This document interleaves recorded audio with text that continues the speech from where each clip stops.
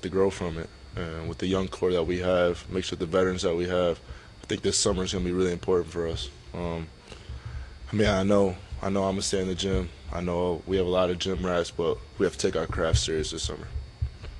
That's something you've done in the past, Yeah, I mean, I personally always do. But this year, I think it needs to be more as a unit. All of us young guys get in the gym together, and not individual times. Being here together, hang out with each other. I think that builds a chemistry that, you know, shows on the floor. You put some numbers together that compare to some pretty impressive characters in this game. hmm What does that make you feel like, and where is your potential from where you're at now? I never set a limit on myself. People always ask me that after my 7-point game.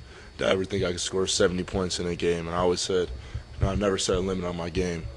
So, it's good individual accomplishments, but at the end of the day, I'm here to be a winner and to turn around the franchise and turn us back into where it used to be, and that's winning a lot of games. So, that's my main focus right now. Like I said, obviously the individual accomplishments, that's good for me, good for my family, but at the end of the day, I want to be a winner.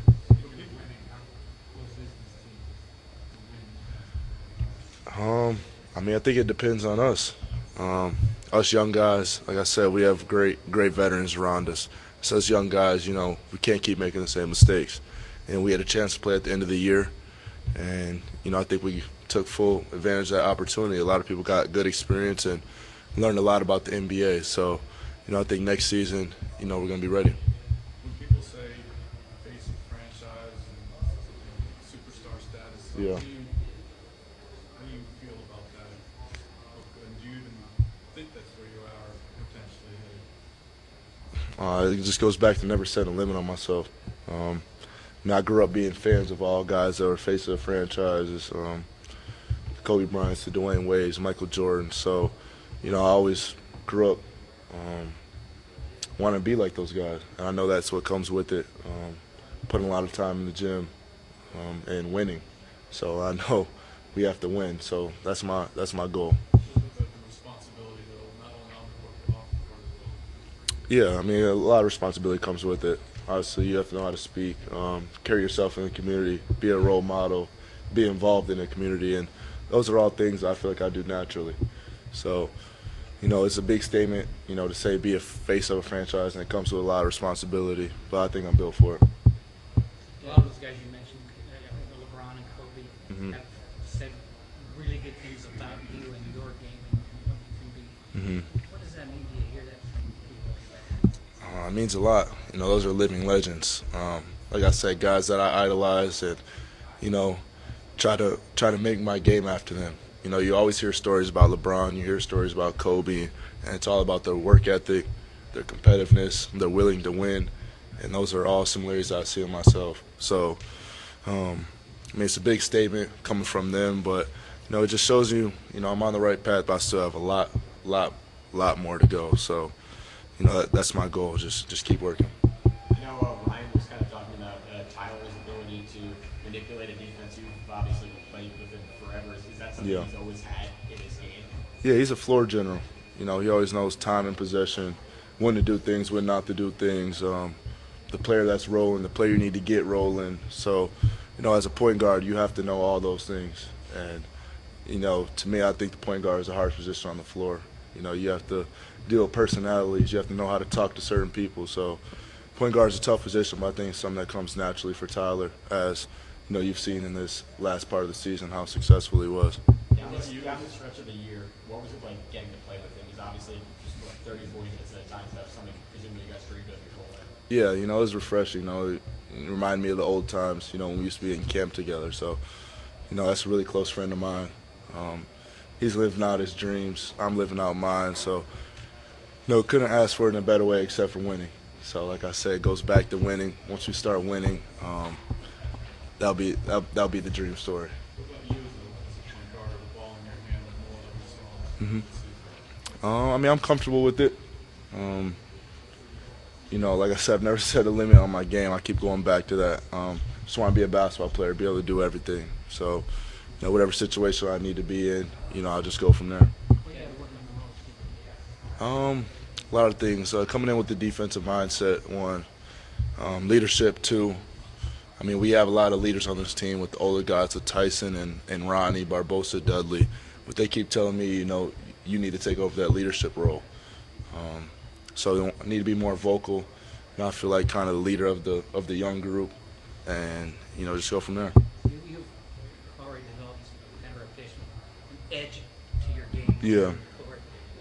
Is that sort of something that's just like necessary to succeed in this league, or is that your personality? I'd say a little bit of both. I mean, there's some players that do it in different ways. For instance, Kawhi Leonard, one of the best players in the NBA. He might not be fiery or chippy, but you can tell by how he plays that how much it means to him, how competitive it is to him. So, different players have different personalities and go about it different ways. I'd say mine, you say, is more fiery, chippy type, which a lot of players are in this league, and I think a lot of us wouldn't be here, if we weren't like that. Just a mellow guy in real life. You said what? Yeah. I always go back to Kobe references, but he always says, you meet people off the floor, and they're like, I didn't know you were like that. Because once you step between those lines, you just turn into a different beast. In summer league, you made it clear you're overqualified to pull after 2 games. What expectations did that give, or did you feel after that coming into the season? Did you expect Stick to play so well you get rested again in game 82? I mean, I never expected that. But, it is what it is. We have no control over that. At the end of the day, I'm just working to be a great player and get wins. So that's what we're doing here. What expectations did you have after summer league for the season as a whole about yourself? Never set really an expectation. I just come in with the mindset of winning and being competitive. And, I just went from there. So this offseason, I'm going to do the same thing. Come in, get everybody together, and just get ready to make this push that we're going to make. Is it fun being a beast? Is it hard being a beast? I mean, I like it. Going after destiny, is that what you're saying? Yeah, for me it is. Like I said, a lot of different players go about it different ways, but for me, I like to be fiery, chippy. It's big moments. So all those things, the things I grew up, idolizing and wanting to be in that situation. 7 years without playoffs for the franchise. Yeah. How much of that will you put in the show watch to bring in? A lot, and I bet I'm not the only one that feels that way around here. So I think that's a good thing about our group. We're all edgy, and we're all competitive, and same thing with the fans here. They feel the same way, and we owe it to them. And I'm gonna do everything in my power to turn it around. At some point, being young, stop being in this league. For sure. I mean, young players are the league now. Obviously, you have the really good teams, the San Antonios, the Clevelands, with a lot of good veterans on them. But they started making that transition when they were younger players. So, we have some pressure on us, but it's a good pressure. I mean, at the end of the day, we're in the NBA, living out our dreams, and we need to get back to that old fiery, competitive, want to win every game type attitude. The coaching staff, I want to thank all of them. It's not the best season, I expected, but we had a lot of great memories, that we had accomplished. How close do you think these 2 seasons have put you guys? I mean, can you feel it or sense that maybe next year or 2 years from now? Oh, for sure. I mean, we got, tremendous young talent, that's getting better. They definitely, took a lot of strides, and, a lot of growth, throughout the end of the season. How hard was it for you to sit when you were healthy? I was frustrated, for sure. It was hard for me. Any player want to play. I don't care who you are. The type of player I am.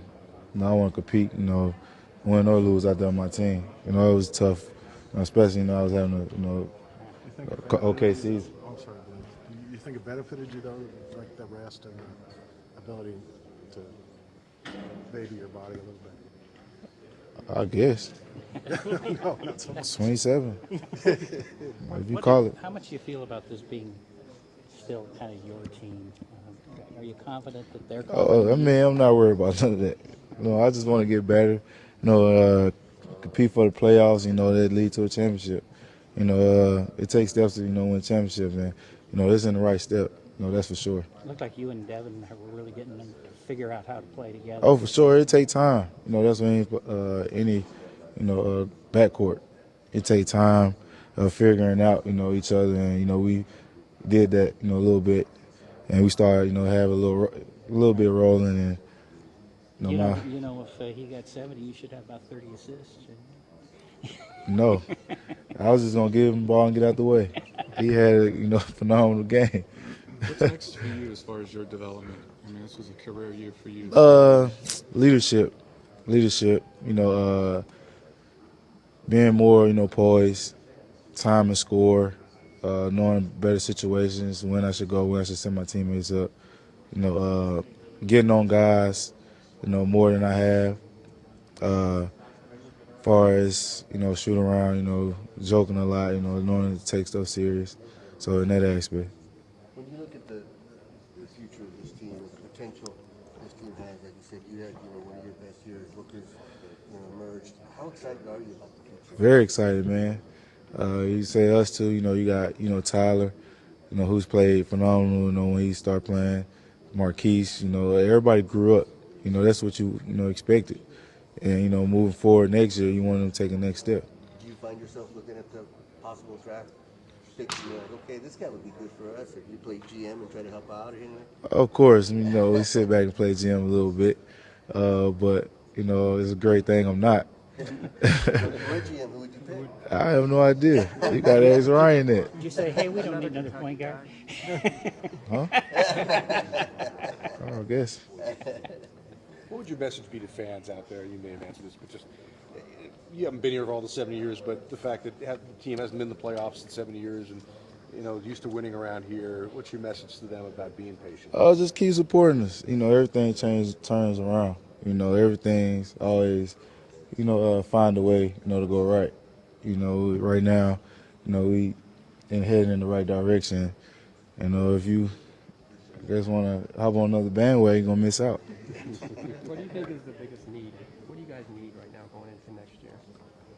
Talking about us? Yeah. Just growth now. It's potential. We got a lot of potential.